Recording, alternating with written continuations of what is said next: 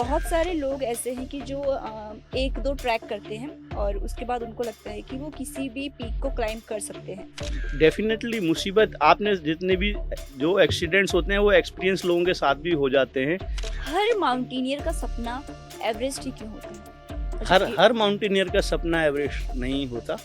Tourism को लेकर आपको लगता है कि हम वाक़ई में जिस तरीके से आगे बढ़ना चाहिए था, हम उस तरीके से आगे बढ़ पा रहे हैं या नहीं? मैं इस पे मतलब थोड़ा-सा असहमत हूँ। टूरिज़्म अच्छी चीज़ है बट उतना नहीं है। हमारे यहाँ का अगर टूरिज़्म की बात करें तो हम चार धाम यात्रा को टूरिज़्म बोल देते हैं। नमस्कार दर्शकों, मैं हूँ आपके साथ सीमा रावत और आप देख रहे हैं आईटीजी टॉक्स। आईटीजी टॉक्स पे लगातार हम हर क्षेत्र की बात करते हैं, हर मुद्दों की बात करते हैं। और आज हम एक ऐसे मुद्दे पर बात करने वाले हैं जिसके लिए लगातार यूथ में क्रेज तो बढ़ रहा है, लेकिन जिसकी जानकारी हर किसी को नहीं है। वो मुद्दा है माउंटेन से जुड़ा हुआ, माउंटेनियर से जुड़ा हुआ। एक ऐसा मुद्दा जिस पे हमें बात करना बहुत ज्यादा जरूरी है, और जरूरी इसलिए है कि हम अक्सर ट्रैकिंग पे तो निकल जाते हैं, लेकिन हमें पता नहीं होता कि असल में पहाड़ क्या है। और आज इन्हीं मुद्दों पर बात करने के लिए हमारे साथ मौजूद है विजय प्रताप जी। तो सबसे पहले तो सर बहुत बहुत स्वागत है आपका आज के इस कार्यक्रम में। धन्यवाद मैम, ये मौका देने के लिए। जी। सर, जैसे मैंने अपनी इंट्रो में ये बात कही है कि ट्रैकिंग के लिए तो हर कोई आज के टाइम पे यूथ में बहुत ज़्यादा क्रेज़ है कि वो ट्रैकिंग के लिए निकल जाता है, या ट्रैकिंग पे लगातार यूथ पहुँच रहा है, जा रहा है। लेकिन मैं आपसे जानना चाहूँगी कि ट्रैकिंग असल में होती क्या है?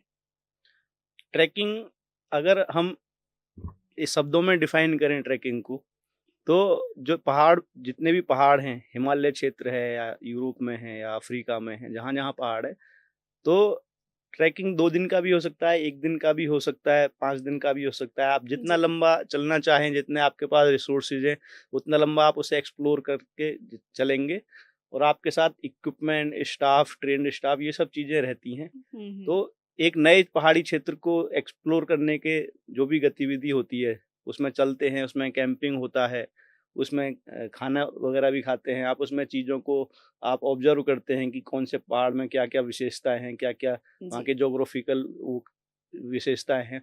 तो उन सब चीज़ों को एक्सप्लोर करने को हम ट्रैकिंग बोल देते हैं आसान शब्दों में। जी। सर, मैं एक चीज़ ये जानना चाहूँगी कि हम ये देख रहे हैं कि पिछले कुछ टाइम से ट्रैकिंग का क्रेज़ जी। बहुत ज़्यादा बढ़ गया है। जो बड़े शहर है वहाँ से यूथ हो या फिर ओल्डर लोग हों, जो बड़े बुजुर्ग हैं, या फिर किसी भी एज का जो ग्रुप है, वो लगातार पहाड़ों की तरफ मूव कर रहा है। तो इसके पीछे क्या कारण समझते हैं आप? ये अच्छी बात है, जितने लोगों को अवेयरनेस हो रही है, लोग अपने इसको पहाड़ों को एक्सप्लोर करना चाह रहे हैं। और ट्रैकिंग भी एक जैसे अदर स्पोर्ट्स होते हैं, तो ट्रैकिंग को भी हम उस तरीके से ले सकते हैं। बट इसमें अगर एक जैसे आपने बड़े-बुजुर्गों की बात करी, तो इसमें किसी भी फ़िटनेस लेवल का जो इंसान है, चाहे उसकी 60 प्लस ऐज है या 50 प्लस है, कि अगर वो अपने उस फ़िटनेस लेवल को मेंटेन कर लेता है कि हम इतना दिन में चल सकते हैं, इतना हमारा फिज़िकल जी। कैपेबिलिटी है, तो कोई भी आदमी ट्रैकिंग कर सकता है। और आजकल अच्छी बात है, क्योंकि शहरों में आप देख रहे होंगे बहुत भीड़-भाड़ हो गई है, बहुत ट्रैफ़िक बढ़ गए हैं, बहुत पॉल्यूशन हो रहा है, तो लोग बाहर निकल के एक्सप्लोर करना चाहते हैं शांति। तो ओ ऑब्वियसली और अब अवेयरनेस भी बहुत आया है। आज अब डिजिटल मार्केटिंग का ज़माना है, अब इंटरनेट का हुँ। ज़माना है, हर चीज़ आप इंटरनेट आज से 25 साल पहले मतलब मुझे भी नहीं पता था ट्रैकिंग क्या होती है, जब मैं स्कूल टाइम में था। हम जी। सुन लेते थे। अगर हम जैसे प्लेन के बच्चों की बात करें, तो अब आजकल हर किसी के पास फ़ोन हुँ। है, हर कोई वीडियो वगैरह देख के, तो एक अवेयरनेस तो बढ़ी है। जी। सर, जैसे आपने अपनी बात कही कि पहले आपको भी नहीं पता था कि ये सब चीज़ें होती हैं या ट्रैकिंग होती है। मैं आपसे जानना चाहूँगी हुँ, हुँ। कि पहले बीएससी करी, जॉब की, उसके बाद अपनी मनपसंद जॉब भी की। उसके बाद दोनों को छोड़ के, सब चीज़ों को छोड़ के कैसे आपने इस फ़ील्ड की तरफ मूव कर लिया? मैम, ये तो इंटरेस्ट इंटरेस्ट की बात है। अब जब हम स्कूल में पढ़ते थे देहरादून में, तो हम पहाड़ों में घूमते तो थे, हम निकल जाते थे अपने आस-पास कहीं भी, राजपुर की तरफ झड़ी पानी निकल गए। जहाँ-जहाँ पे भी हमें पता लगता था कि यहाँ तक हुँ। रास्ता जा रहा है, यहाँ से पहाड़ हम चढ़ सकते हैं। पर हमें ये नहीं पता था कि हम जो पहाड़ों में चढ़ के जा रहे हैं, इसे ट्रैकिंग भी बोलते हैं। स्कूल टाइम की बात मैं बता रहा हूँ। जी। अब जैसे-जैसे इंटरेस्ट डेवलप होता गया, हर किसी के सराउंडिंग का, एनवायरनमेंट का फ़र्क पड़ता है। तो जो मेरी एजुकेशन हुई, मतलब मेरे पिताजी की पोस्टिंग ज़्यादातर फ़ॉरेस्ट एरिया से सटे हुए इलाकों में होती थी। तो मतलब मैं एक सोसाइटी जहाँ रहती है कि वहाँ 10-20 घर हों, 50 घर हों, मैं ऐसे एनवायरनमेंट में ज़्यादा नहीं रहा अपनी ज़िंदगी में, अकेले ही रहा। तो जहाँ पे पिताजी की पोस्टिंग होती थी, वहाँ रहते थे। तो शाम को हम आसपास ही घूमते थे, तो एक वो अपना इंटरेस्ट डेवलप हुआ कि नेचर के बीच में जाना है, फोटोग्राफी करने का शौक हुआ, ठीक है। फिर बाद में पता चला हम इसको वाइल्ड लाइफ और नेचर फोटोग्राफी भी बोलते हैं, ठीक है। कैमरे जी। तो थे, पर वो चीज़ें तो धीरे-धीरे ये चीज़ें इंटरेस्ट डेवलप हुआ। फिर जब जॉब करी तो ऑब्वियसली 9 टू 5 या 9 टू 5 तो मैं नहीं बोलूँगा मेरी जॉब को, 9 टू 11 भी हो जाती थी रात के, 12 भी बज जाते थे। तो वो सब चीज़ें थोड़ा हम जैसे बंदे को जो एकदम नेचर के करीब रहा हो पूरे, मतलब जब तक उसके जो मेरी एज थी, तो मुझे उस चीज़ में थोड़ा अजीब-सा लगता था कुछ तो करना चाहिए। तो एक टाइम पे जब हम खुद के डिसीजन लेने लायक हुए, तो हमने फिर डिसाइड किया कि हाँ, हम अब एटलीस्ट अब तो हम अपनी ज़िंदगी का डिसाइड कर सकते हैं। जी। तो इसलिए वहाँ से वो सब छोड़-छाड़ के इसमें आ गए, इस फ़ील्ड में। अब यहाँ पे बड़ा अच्छा लगता है, यहाँ पे कोई प्रेशर नहीं है, अगर हमको रात को 2 बजे तक भी काम करना होता है तो करते हैं और मज़ा आता है उस चीज़ को करने में। अब वो प्रेशर फ़ील नहीं होता, हुँ। तो इसलिए ये डिसीजन लिया। सर, डिसीज़न तो आपका बहुत सही था, क्योंकि बचपन से अगर आप नेचर के इतने करीब रहे हैं, तो हुँ, चाह के भी उस चीज़ से दूर नहीं होया जा सकता राइट। ना। सर, एक चीज़ मैं आपसे पूछना चाहूँगी कि जब आपने प्रॉपर तरीके से इस फ़ील्ड में घुस गए कि अब यही करना है या इसी में आगे बढ़ना है, तो आपने कई पहाड़ भी चढ़े होंगे। तो किसी एक ऐसे पहाड़ का जिसको आपको ऐसा लगा हो कि भई ये बहुत टफ़ है, ये मुझसे नहीं हो पाएगा, और फिर भी आपने वो क्लाइम्ब किया हो, सबमिट किया हो, तो कुछ ऐसा रहा है अभी आपका? मेरा इस चीज़ में थोड़ा दूसरा मतलब नज़रिया है इन चीज़ों को देखना कि जी। टफ रहा हो, क्लाइंब नहीं कर पाए, मैं ऐसे नहीं देखता पहाड़ों को। तो जब मैं इस फ़ील्ड में आया उससे पहले भी हम ट्रैकिंग करते थे, मैं पुणे में रहता था, वहाँ सह्याद्री रेंज है। जी। तो हम वहाँ वीकेंड पर हम जब बैंक से छुट्टी होती थी हमारी, वीकेंड पे सैटरडे, संडे हम जाते थे सह्याद्री में ट्रैकिंग करने, फ्रेंड सर्कल का जो ग्रुप होता था। और उसके बाद जब मैंने ये डिसाइड किया कि हम उत्तराखंड में करेंगे, यहाँ के पहाड़ बिल्कुल ही डिफरेंट हैं। अगर हम हाई एल्टीट्यूड की बात करें, हाँ, अगर 2500 मीटर, 3000 मीटर से ऊपर की बात करें तो बिल्कुल ही डिफरेंट है पूरे इंडिया के जी। अलग टेरेन से। तो यहाँ पर एक एक्सपर्टीज़ की ज़रूरत पड़ती है, तो जब शुरू में मैंने ये काम शुरू किया था तो हमारे पास, मतलब मैंने अपने जो सर्कल से या जहाँ से भी, जिस सोर्सेज़ से, हमारे पास एक टीम हमने जो बनाई थी उसमें एक्सपर्ट लोग थे। 2 साल मैंने पूरा उनके अंडर में काम किया है। मतलब मैंने इस तरीके से काम नहीं हुँ। किया कि हाँ, मैं कंपनी चला रहा हूँ। उनसे बहुत कुछ सीखने को मिला। हुँ। पुराने एक्सपीरियंस गाइड थे, ठीक है, ट्रैक लीडर होते हैं, गाइड होते हैं लोकल लोकल वाले। वो लोकल गाइडों को और ज़्यादा इन्फॉर्मेशन होती है टेरेन के हाँ। बारे में। उनसे काफ़ी कुछ सीखने को मिला। अब जो मेरा अपना विश्वास है, अगर आप डिफ़िकल्टी के मामले में बात कर रहे हैं, तो मैं किसी भी पहाड़ को इस डिफ़िकल्टी पर नहीं नापता कि हम इसके टॉप तक चढ़ जाएँगे, कितना डिफ़िकल्ट है। हुँ। मेरा एक मानना है कि अगर मैं कोई भी पहाड़ चढ़ रहा हूँ या कोई भी एरिया में ट्रैकिंग कर रहा हूँ, चाहे 50 प्लस किलोमीटर है या कोई 5000 मीटर है, 6000 मीटर है, तो जहाँ तक हमारा उसके लिए ट्रेनिंग करनी पड़ती है, ऑब्वियसली सी बात है, आपका फिजिकल फिटनेस होना ज़रूरी है, उसके लिए एक रूटीन फॉलो करना पड़ता है हर दिन। हुँ, मतलब हुँ, अगर हुँ। ऐसा नहीं है कि मेरा कल को मन करा मैं उठ के चला जाऊँगा, उसके लिए रेगुलर प्रोसेस में ट्रेनिंग, कितना आपका फिजिकल एफिशिएंसी, वो सब चीज़ें करनी। बट मैं वो सब चीज़ें तो चालू रहती हैं। तो मेरा ये मानना है कि जब तक आपकी बॉडी, ज़रूरी नहीं है आपकी बॉडी उस एरिया में अडॉप्ट हो जाए जैसे ही आप चढ़ने भी जा रहे हैं। बिल्कुल। उसमें 2 दिन भी लग सकते हैं, 4 दिन भी लग सकते हैं। तो बॉडी के हिसाब से जो आपका शरीर कह रहा है कि हाँ, आप इतना चढ़ सकते हो, उतना चलिए, उस चीज़ को एक्सप्लोर करिए। कि अगर हुँ। हम एक सपोज़ करो, मैं आप एक पीक की वो दूँगा एग्ज़ाम्पल आपको, ब्लैक पीक जो काला नाग है, हाँ। हमने करा था, वो 5 लोगों की हमारी टीम थी, कोई क्लाइंट नहीं था, हमने खुद ही करा कि हाँ, हम करके देखते हैं इसे। हम गए, हमने बेस कैंप लगाया, क्यारकोटी बेस कैंप है, वहाँ से हाँ। आगे कैंप 1 लगता है, कैंप 2 लगता है। तो हम जब बेस कैंप में थे, वहाँ पे वेदर खराब हुआ, बारिश हुई, सितंबर का महीना था। और हम 2 दिन फिर क्यारकोटी बेस कैंप में ही रुके, वेदर के हिसाब से देखते हुए कि चल जब वेदर क्लियर हो जाएगा तब देखेंगे आगे का। हुँ। वेदर क्लियर हुआ, हम आगे कैंप 2 तक गए। तो ऐसा नहीं है कि वो एक डिफ़िकल्ट नहीं था, बेस कैंप तक पहुँचना भी एक अपने आप में डिफ़िकल्टी था, डिफ़िकल्टी होती है। है ना? उसके आगे भी गए, हम जैसे ही कैंप 2 में पहुँचे, सब समिट कैंप जाने वाले थे हम, तो प्रॉपर कम से कम 24 आवर्स प्लस बर्फ़बारी हुई वहाँ, और हम समिट कैंप में रहे पूरी एक रात। हम समिट कैंप पहुँच चुके थे, तब वहाँ बर्फ़बारी शुरू हो गई थी। हुँ। तो हमारे लिए डिसीजन यही था कि जैसे ही मौसम थोड़ा सही होता है, थोड़ा बर्फ़बारी रुकती है, हम तुरंत नीचे जाएँगे। तो वो एक अलग एक्सपीरियंस होता है, उसमें बहुत चीज़ें सीखने को मिलती हैं। बिल्कुल। हम पाँचों के पाँचों सेफ आए रात को, वहाँ ओसला गाँव पहुँचे हम रात को 12 बजे। मतलब हमने 2 दिन में किया वो पूरा बैक, मौसम ख़राब की हालत में भी। तो मतलब मैं तो ये मानता हूँ कि ज़रूरी नहीं है आप समिट करो, आप चीज़ों को एक्सप्लोर करके आइए। आपका मतलब आपको वहाँ से बहुत सारी चीज़ें सीखने को मिलेंगी, लर्निंग सीखने को मिलेंगी, डिफ़िकल्टी सीख, और आप ये चीज़ें फिर आने वाली जनरेशन को बता सकते हैं कि क्या-क्या डिफ़िकल्टी है। अगर हम वो वेदर फेस नहीं करते, अगर खराब मौसम फेस नहीं करते, हमें उस चीज़ के बारे में जानकारी नहीं होती। बट उसमें ध्यान भी रखना होता है, हम लोग एक्सपीरियंस थे, हमारे साथ एक्सपीरियंस ट्रैक गाइड थे, एक्सपीडिशन लीडर थे, तो वो सब चीज़ें गाइडेंस में चली, तो वो चीज़ें काफ़ी कुछ सिखाती हैं। तो मेरा तो मानना यही है कि समिट ज़रूरी नहीं है, आप उन चीज़ों को एक्सप्लोर करके आइए कि वहाँ की विशेषताएँ क्या हैं, ज्योग्राफिकल विशेषताएँ क्या हैं उस क्षेत्र की, ठीक है? हमारा ग्लेशियर कैसे पिघल रहा है, आप उन चीज़ों पे भी स्टडी कर सकते हैं, अब किताबें हैं, हर चीज़ अवेलेबल, वो बिल्कुल। रिसर्च करना चाहिए। ट्रैकिंग सिर्फ़ एक ये नहीं है कि आप पहाड़ चढ़े आगे, उसके सहारे 10 अलग साइड में पैरेलल सब्जेक्ट चल रहे होते हैं, आप उनके बारे में नीचे आके पढ़ सकते हो, वो आपकी एक नॉलेज को एनहांस करेंगे, आप उस चीज़ को आगे भी कन्वे कर सकते हो। वहाँ से 10 चीज़ें आगे सेफ्टी वाइज़ भी निकल के आ सकती हैं, जो आने वाले जनरेशन के लिए अच्छा हो सकता है। बिल्कुल। सर आपने ये बात बहुत सही कही कि सबमिट ज़्यादा ज़रूरी नहीं है। हुँ, ज़रूरी है कि आप सीखते कितना हैं। हुँ, चुनौतियाँ जो सामने आती हैं उनका किस तरीके से आप सामना करते हैं और आपका क्विक रिस्पॉन्स क्या है? हुँ, सर इसी से रिलेटेड मैं एक सवाल ये करना चाहूँगी कि बहुत सारे लोग ऐसे हैं कि जो 1-2 ट्रैक करते हैं और उसके बाद उनको लगता है कि वो किसी भी पीक को क्लाइंब कर सकते हैं। या फिर बहुत सारी कंपनियाँ ऐसे जो करवाती भी है पीक क्लाइंब।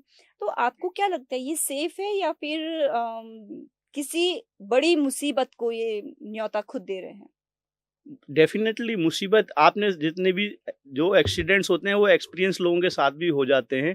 पर मैं मानता हूँ 90% अब आपने देखी होंगी जो दुर्घटनाएँ होती हैं पहाड़ों में, उसमें मैक्सिमम जो लोग होते हैं, मतलब ये वो तो एक नेचुरल चीज़ अलग है, बट जो सेल्फ मतलब एक इनवाइट खुद करते हैं हम हुँ, दुर्घटनाओं को, उसका कारण एक ये भी है कि आप विदाउट प्रॉपर ट्रेनिंग, ठीक है, without proper backup support, rescue team, इन सब के आप पहाड़ में चले जाते हैं, तो एक बहुत, अगर मैं मतलब 10 साल से हम काम कर रहे हैं, अगर मैं अकेले आज भी किसी पहाड़ पर जाता हूँ, तो मैं बहुत बड़ी भूल कर रहा हूँ।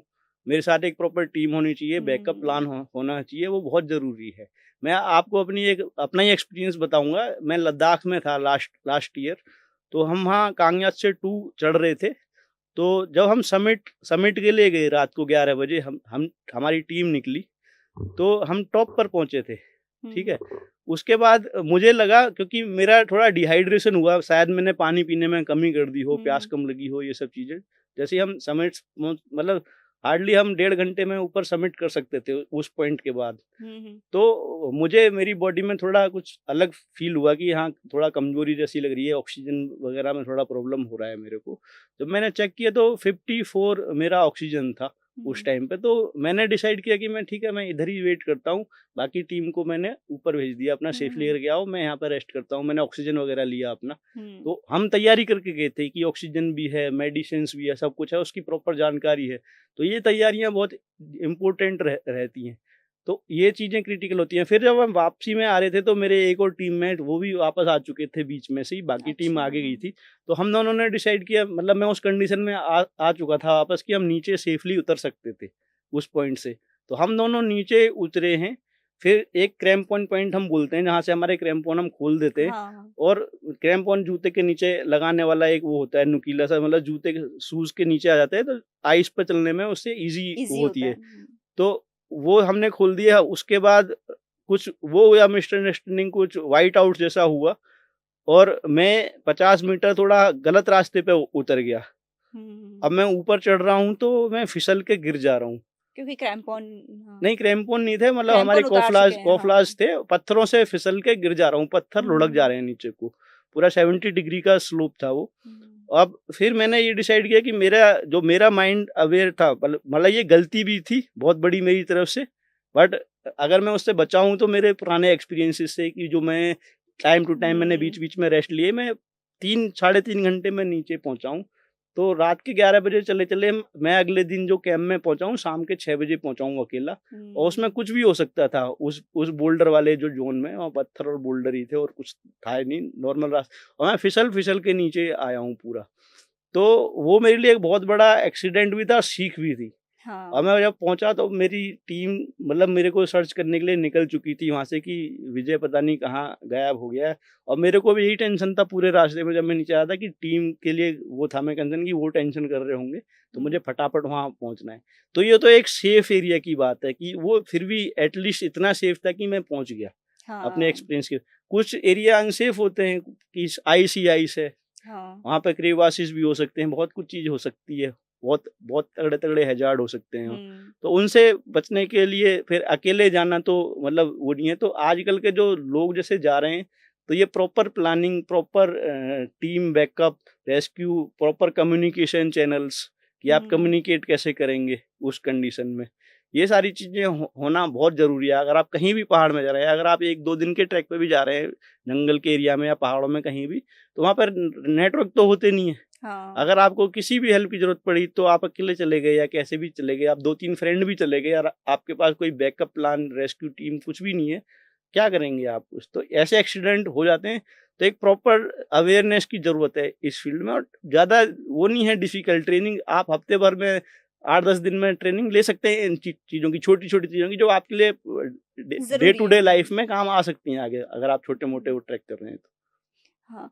सर जैसे आपने ये पहाड़ में आने वाले हज़ार्ड्स की बात की है, तो मैं इसके बारे में जानना चाहूँगी कि आपने जैसे व्हाइट आउट की बात की हुँ। और भी प्रॉब्लम्स जो हैं माउंटेन्स में आती हैं। मैं आपसे जानना चाहूँगी कि अधिकतर प्रॉब्लम्स किन वजह से आती है और क्या प्रॉब्लम आती है जब आप पीक क्लाइंब कर रहे होते हो या सबमिट कर रहे होते हो? जो मेजर प्रॉब्लम्स आती हैं? मेजर प्रॉब्लम कुछ भी हो सकती है। एक तो आपकी जनरली लोग ना अपनी जो बॉडी है हुँ, हुँ। उसको उसमें एक्विलाइज़ेशन नहीं कर पाते हैं अच्छे से, अडॉप्ट नहीं कर पाते हैं उस एनवायरनमेंट में और फिर वो लोग पुश कर देते हैं ज़्यादा एक्स्ट्रा। एक तो हुँ, मेजर प्रॉब्लम सबसे बड़ी ये है। अगर आप फिर नेचुरल हैज़ार्ड्स की बात करेंगे तो नेचुरल हैज़ार्ड में व्हाइट आउट भी हो सकता है, स्नोफॉल भी हो सकता है, रेन भी आ सकता है, ठीक है? इन चीज़ों के आने से आपका जो वहाँ पे कोई प्रॉपर रास्ता तो है नहीं कि ट्रैक बना हुआ है, प्रॉपर रास्ता बना हुँ। हुआ है, आपको खुद ही चूज़ करना है। उसमें मिट्टी भी फिसल सकती है आपके पैर के नीचे से। ऑलरेडी आप इतना सारा वेट कैरी कर रहे होते हैं, अगर आप कोई एक्सपीडिशन की बात करें, तो आपके पास एटलीस्ट 30-40 किलो वेट तो होता है, हुँ, अगर आप प्रॉपर कर रहे होते हैं अपने हिसाब से। जी। और अगर मिनिमम आप 20 केजी भी कैरी कर रहे होते हैं, तो ये सब चीज़ों का ध्यान रखना होता है कि आपको थोड़ा पेशेंस रखना पड़ता है। माउंटेन में पेशेंस ही सब कुछ है।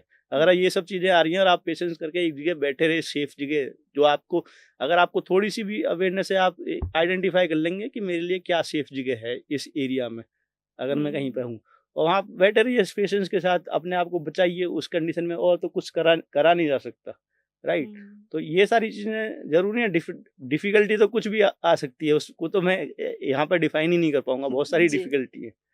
सर अधिकतर आप खुद एक माउंटेनियर हैं और मैं एक सवाल करना चाहूँगी कि हर माउंटेनियर का सपना एवरेस्ट ही क्यों होता है?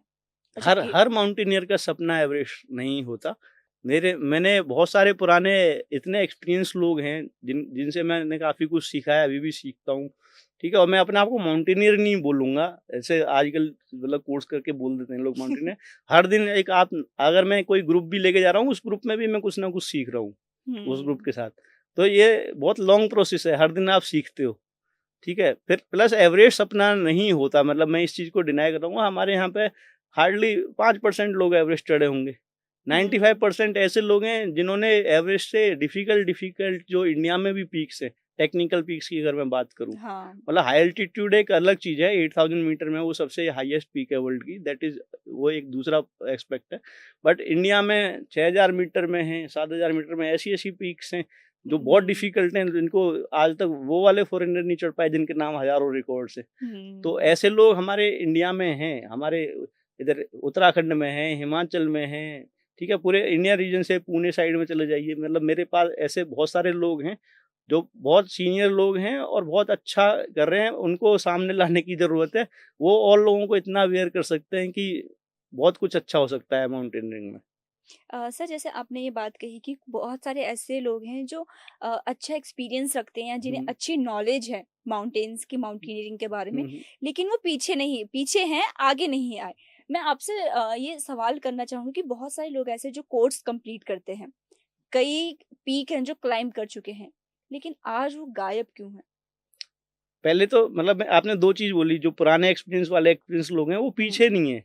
अगर आप अगर आप इस फील्ड में इंटरेस्ट रखते हैं तो जी। मेरे को उनसे मिलवाने के लिए मैंने कोई इंटरनेट पे नहीं ढूंढा, मैंने कहीं नहीं किया, मैं पहाड़ों में मिला उनसे, सिंपल सा, मैं कोई पहाड़ चढ़ रहा था वो भी मिले हुँ, और उनके उनके साथ बातचीत हुई, फिर मेरे को पता चला अरे ये तो ये वाले सर हैं। फिर जी। रेगुलर मिलते रहे और पहाड़ों में मिलते हैं हम। हुँ, मतलब हुँ। अगर आज तक मेरी ऐसे लोगों से मुलाकात हुई है पहाड़ों में ही मिलते हैं, कोई फ़ोन नेटवर्क में बहुत कम रहते हैं वो लोग भी और फिर हम भी ऐसे ही तो ऐसे मिलते हैं। तो अवेयरनेस की ज़रूरत है उनको, मतलब सीधी-सी बात है, एक मीडिया एक इसमें बहुत अच्छा वो कर सकता है। हमारी हुँ, कोशिश रहेगी, मतलब ये जो कोशिश है मैं इस पे आगे बताऊँगा। आपने ये एवरेस्ट की बात करी कि लोग एवरेस्ट चढ़ के वो है, तो ये कल्चर है इंडिया का। जैसे आपने एवरेस्ट का सपना बताया था हर माउंटेनियर का सपना नहीं है, वो मीडिया में हाइलाइट हो रहा है कि कोई एक सपोज़ करो 60 इयर्स का कोई एवरेस्ट चढ़ गया, उसको मीडिया ने हाइलाइट कर दिया। बट अगर किसी बंदे की 15 साल से लेके आज वो 60s में भी काम कर रहा है पहाड़ों में, चाहे वो उत्तराखंड हुँ, हो, लद्दाख हो या हिमाचल प्रदेश हो, बट उनका नाम ही नहीं है कहीं, और वो कितना हुँ, एक्सपीरियंस होल्ड करता है। उसको कितने सारे जैसे मैं आपके सामने बस 10 साल पुरानी चीज़ें बता रहा हूँ, वो भी बहुत लिमिटेड।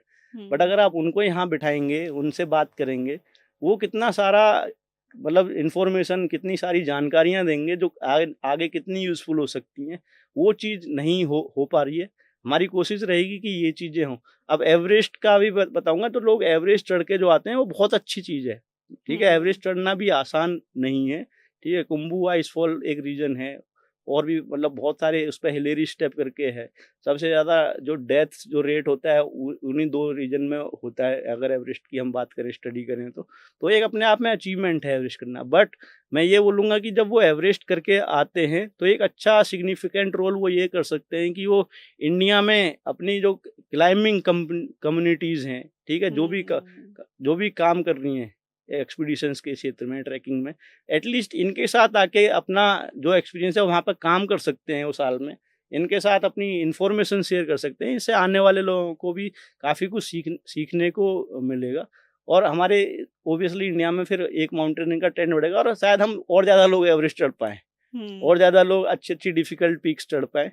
ठीक है? जी, इसमें बूस्ट होना ज़रूरी है। अब यहाँ पे गवर्नमेंट का मदद मिलता है मैक्सिमम, क्योंकि एवरेस्ट अपने आप में काफ़ी कुछ एक्सपेंसिव पीक है। अब हाँ, हमारे जो इंडिया में ज़्यादातर जब ये फ़ील्ड है माउंटेनियरिंग का, जो बिगिनर इसमें अगर एंट्री कर रहा है, तो उसके इक्विपमेंट की ही कॉस्ट इतनी आ जाती है कि वो फिर पीछे हट जाता है कि यार इतने के तो मेरे इक्विपमेंट्स ही आएँगे, फिर आगे चढ़ाई के लिए कहाँ से पैसा आएगा, ये सब चीज़ें, तो हुँ, पीछे हट जाता है। तो हमको ऐसा माहौल बनाना होगा इस क्षेत्र में कि एक प्रॉपर अर्निंग्स भी आएँ, ठीक है? हुँ, बाहर के लोग, हमारे पास 6000 मीटर और 7000 मीटर में इतनी सारी पीक्स हैं, उनको हमें प्रमोट करना होगा, उसमें भी गवर्नमेंट को सपोर्ट करना चाहिए। मतलब अगर गवर्नमेंट सपोज़ करो जितना फंड बाहर एक्सपीडिशन करने पे खर्च कर रही है, 8000 मीटर की पीक्स पे जा रहे हैं इंडिया के हुँ, जो भी एक्सपीडिशंस हैं वो, इतना ही एटलीस्ट थोड़ा-सा बजट इन चीज़ों के लिए भी बनाए कि यहाँ पे इंडिया में आके लोग क्लाइंब करें। उत्तराखंड में सबसे ज़्यादा 6000 मीटर की पीक्स है ठीक से वर्ल्ड हाँ, में, ठीक है? उनको प्रमोट करके उनके लिए प्रॉपर चैनल होने चाहिए। परमिशन में इतनी दिक्कत आती है, मैं आपके यहाँ से बोल रहा हूँ ये पॉडकास्ट के माध्यम से, कि परमिशन ही एक बहुत बड़ा पहाड़ी चढ़ने से ज़्यादा डिफ़िकल्ट तो परमिशन लेना है आज के ज़माने में हुँ, इंडिया में। अगर मुझे कोई 6000 मीटर की एक अननोन पीक भी चढ़नी है, उसके लिए इतने सारे प्रोसीजर हैं, वो थोड़ा ईज़ी होना चाहिए। आप प्रॉपर चेक करिए, हर हर चीज़ क्वालिफ़िकेशन से लेके ट्रेनिंग हर चीज़ चेक करिए। बट थोड़ा इसे ईज़ी अगर बनाएँ तो हमारी पीक्स को हम अच्छे से प्रमोट कर सकते हैं। हुँ, उससे एक सिग्निफिकेंट चेंज आएगा, अर्निंग्स आएँगी यूथ के पास, और फिर वो अब माउंटेनिंग में आने का सोचेगा, अच्छे-अच्छे इक्विपमेंट्स लाने की सोचेगा, जिससे सेफ्टी का लेवल बढ़ेगा। ठीक है? हुँ, रेस्क्यू का अच्छा सिस्टम होना चाहिए इंडिया में। रेस्क्यू का सिस्टम बहुत, मतलब उतना अच्छा नहीं है अगर मैं ग्लोबली बात करूँ तो इंडिया में। तो इसलिए थोड़ा लोग हेजिटेट होते हैं इंडिया में क्लाइंबिंग करने को लेकर, कि हुँ, रेस्क्यू एक मतलब स्ट्रॉन्ग पॉइंट नहीं है हमारा। तो ये सब चीज़ें अगर हम इम्प्रूव कर लें तो यहाँ पे अर्निंग के सोर्स भी बढ़ेंगे, और एक रिस्पॉन्सिबल टूरिज़्म बढ़ेगा इस चीज़ से। हुँ। टूरिज़्म की अगर मैं बात करूँ तो उत्तराखंड में टूरिज़्म पिछले कुछ सालों से बहुत ज़्यादा बढ़ा है और सरकार भी जो है लगातार टूरिज़्म को लेकर काम करती हुई आई है। लेकिन सरकार अगर हम जो तक वो उनकी अलग-अलग चीज़ें वो लेके आते हैं कि हम ये करेंगे, वो करेंगे, हर क्षेत्र के लिए, टूरिज़्म के लिए। तो मैं आपसे जानना चाहूँगी कि ज़मीनी हकीकत क्या है? कि वाक़ई में टूरिज्म को लेकर आपको लगता है कि हम वाकई में जिस तरीके से आगे बढ़ना चाहिए था, हम उस तरीके से आगे बढ़ पा रहे हैं या नहीं? मैं इस पे मतलब थोड़ा-सा असहमत हूँ। टूरिज़्म अच्छी चीज़ है बट उतना नहीं है। हमारे यहाँ का अगर टूरिज़्म की बात करें तो हम चार धाम यात्रा को टूरिज़्म बोल देते हैं। जी। फिर हमने थोड़ा होम स्टे प्रमोट करे, तो होम स्टे भी अच्छी चीज़ है बट इस चीज़ से आगे भी जा सकते हैं हम थोड़ा। जैसे मैंने अभी ऑलरेडी बोला 6000 मीटर की पीक्स हैं, हुँ।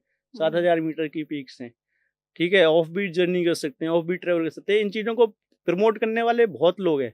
अब उसमें सरकार को आगे आना पड़ेगा, ठीक है? हुँ। अब अगर जैसे हम बात करें केदारनाथ, बद्रीनाथ जी की या ये चारधाम यात्रा जो भी चलती है, इसमें लाखों करोड़ों लोग तो आ रहे हैं बट फिर माउंटेन के ऊपर प्रेशर पड़ जा रहा है, ठीक है? वहाँ पे जो गंदगी हो रही है, वो चीज़ें हुँ। एनवायरनमेंट को अफ़ेक्ट कर रही है, ठीक है? फिर ये जो मतलब एक तरीके से जो डेवलपमेंट भी हो रहा है रोड में, अच्छी बात है डेवलपमेंट होना चाहिए, ठीक है? बट उससे मतलब एक सिस्टमैटिक तरीके से होना चाहिए। उसमें एक्सपर्ट्स की वो मदद नहीं ली जा रही है, फिर वो लैंडस्लाइड्स हो रहे हैं, लोगों की जान जा रही है, क्लाउड हुँ। बर्स्ट हो रहे हैं। तो ये सब चीज़ें इसी का नतीजा है, जो एनवायरनमेंट पे जो फ़र्क पड़ के आपने देखा होगा इतनी सारी चीज़ें आ बिल्कुल। रही हैं। ये सब जितनी भीड़ आ रही है इन चीज़ों का नतीजा है, तो एक सिस्टम से होना चाहिए। 12 महीने का पूरा प्लान सेट हो सकता है यहाँ पर। 12 महीने में रेगुलरिटी के साथ जितने चारधाम में नहीं आ रहे उससे 4-5 गुना और लोग आ सकते हैं। अच्छे लेवल पे टूरिज़्म हो सकता है और फिर वो एक एक इक्वल इक्वल डिस्ट्रीब्यूशन भी होगा उसमें, कि हुँ। उसमें सिर्फ़ एक होटल वाले या 2-3 चारधाम से जुड़े हुए लोग हैं, उन्हीं का बेनिफिट नहीं हो रहा होगा। उसमें अगर जैसे इन एडवेंचर की बात करें, इन चीज़ों को अगर ढंग से प्रमोट किया जाए, माउंटेन पीक्स को प्रमोट किया जाए, तो इसमें बहुत अच्छा वो है, ये अच्छे रिटर्न्स दे सकते हैं सरकार को भी। इसमें अच्छे आप पोर्टल बनाइए जहाँ से परमिशन ईज़िली हो जाए। आप हुँ। जितने भी आपके जो सरकारी जितने भी डिपार्टमेंट्स हैं, जहाँ-जहाँ से परमिशन लेते हैं, उनको सिंगल विंडो में करिए। तो उस चीज़ से एक बूस्ट होगा। आप प्रॉपर एक कंपल्सरी कर दीजिए कि ये रेस्क्यू सिस्टम है, ये हर कंपनी को फ़ॉलो करना पड़ेगा। ठीक है? हुँ। इस चीज़ से, तो उससे एक विश्वास बढ़ेगा लोगों में। नेशनल, इंटरनेशनल क्लाइंबर्स में विश्वास बढ़ना चाहिए कि हाँ, इंडिया क्लाइंबिंग वगैरह एडवेंचर करने के लिए सेफ है। तो वो एक पूरा साल का वो बन जाएगा उसका कैलेंडर और वो हुँ। बड़े आसानी से हो सकता है। छोटे-छोटे से देश, नेपाल हो गया, इतना छोटा-सा देश है। आप अफ्रीका में जाइए, तंजानिया में गया था, वहाँ किलिमंजारो इतना अच्छा सिस्टम सेट करा हुआ है। जबकि ये जो देश हैं बहुत पीछे हैं इंडिया से, अगर और चीज़ों की बात करें तो। और इन्होंने अपना सिस्टम सेट किया और टूरिज़्म से इनका जो इकोनॉमी है वो टूरिज़्म से चल रहा है। तो हुँ। हमारे हमारे पास तो 10 अलग एस्पेक्ट हैं इकोनॉमी के लिए बट एक टूरिज़्म हो सकता है जितने भी हिमालय क्षेत्र के जो हैं। आप लद्दाख में चले जाइए, वहाँ इतना अच्छा सिस्टम है, वो भी इंडिया का पार्ट है। तो अगर लद्दाख जो कि अभी यूनियन टेरिटरी बना है कुछ ही मतलब साल पहले, हाँ। वह एक इतना अच्छा सिस्टम लेके आ सकते हैं। तो हम तो 25 साल पुराने राज्य हैं, ठीक है? हिमाचल है, फिर नॉर्थ ईस्ट में चले जाइए, इतने अच्छे-अच्छे पीक्स हैं वहाँ पर। तो सिस्टम बनाने पड़ेंगे, उसके हिसाब से फिर अच्छा काम होता है आगे। जी। सर, हमारे जो अधिकतर पीक्स हैं वो माउंटेन जैसे हमारे उत्तराखंड में और हिमाचल में है, और उत्तराखंड और हिमाचल ऐसी जगह है जहाँ पर कि देवी देवताओं को ज़्यादा माना जाता हुँ, है। हुँ। और आप हमारे इन दोनों राज्यों में हर माउंटेन को लेकर बहुत सारी कहानियाँ जो हैं, लोकल जो कथाएँ होती हैं वो भी प्रचलित होती हैं। बहुत सारे पहाड़ ऐसे भी होते हैं कि जिनके लिए कहा जाता है कि अगर पहाड़ की अनुमति होगी तभी इसको कोई क्लाइंब कर पाएगा, नहीं होगी तो ये नहीं चढ़ राइट। पाएँगे। हुँ। तो कभी ऐसी कुछ चीज़ फ़ील की है आपने? अभी मतलब हमने तो नहीं करी क्योंकि हम कभी ऐसे थोड़ा जो जितने भी पहाड़ हम चढ़े हैं ऑब्वियसली उसके साथ भी एक रिलीजियस कहानी जुड़ी हुई होती है मैक्सिमम, अगर इंडिया जी। में बात करें, आपने सही बोला। बट उसकी रिस्पेक्ट करना ज़रूरी है क्योंकि वो इतने हज़ारों साल पुरानी चीज़ें, प्रथा अगर चली आ रही है और हम फिर इसी कंट्री में मतलब यहीं के लोग रहने वाले हैं और हम ही अपनी उस चीज़ की रिस्पेक्ट नहीं करेंगे तो और दुनिया से क्या एक्सपेक्ट कर सकते हैं। तो उसकी रिस्पेक्ट होना ज़रूरी भी है, इसलिए हम कभी भी कोई माउंटेन चढ़ते हैं उसके टॉप तक नहीं जाते हम। मतलब उसका 20-25 मीटर लास्ट का छोड़ देते हैं, उसकी हुँ। माउंटेन की रिस्पेक्ट रिस्पेक्ट के लिए कि हाँ भाई, आपसे बड़ा नहीं हो सकते हम, चाहे कुछ भी जी। हो। वो तो अपनी एक विल पावर चेक करने का एक ज़रिया है लोगों ने। अगर कोई आदमी इतनी लंबी-लंबी 42 किलोमीटर की फुल मैराथन दौड़ते हैं, तो विल पावर चेक करने के लिए होती है कि हमें फुल मैराथन दौड़ी इतने टाइम में, इतने घंटे में, ये सब। तो ये एक्सपीडिशन वगैरह भी इसी चीज़ का हिस्सा है, बट उसका सम्मान करना तो बहुत ज़रूरी है। पर एक्सपीरियंस मतलब पहाड़ में जब आप जाएँगे, जब आप पहाड़ चढ़ रहे होते हैं तो वहाँ एक अलग तरीके का एहसास होता है, जब आप अकेले में हुँ। बैठेंगे। वो चीज़ें फील होती हैं, मतलब थोड़ा शांति होती है, वहाँ का वातावरण एकदम बहुत ही डिफरेंट होता है। आप नीचे से बिल्कुल एकदम अलग ही दुनिया में चले जाते हो।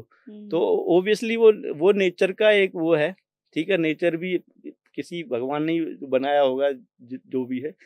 तो उसका एक अलग एहसास तो होगा ही। आप नीचे इवन कहीं फॉरेस्ट में भी चले जाइए, प्लेन में, जहाँ पे आप जंगल होंगे, आप वहाँ चले जाइए, वहाँ पे भी एक अलग मतलब एक्सपीरियंस होता है।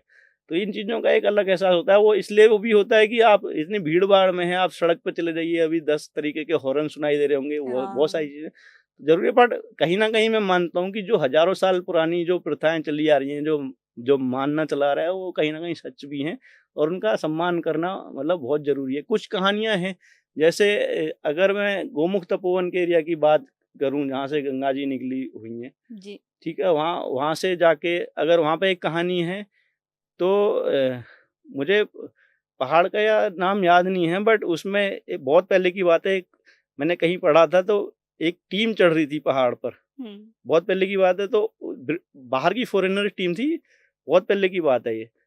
तो इसमें आपने देखा होगा, जो माउंट एवरेस्ट चढ़ी थी उसमें किसने चढ़ी थी, आपको वो पता ही है, तेनजिंग नोरगे जी। और वो सब एडमंड हिलेरी। हुँ।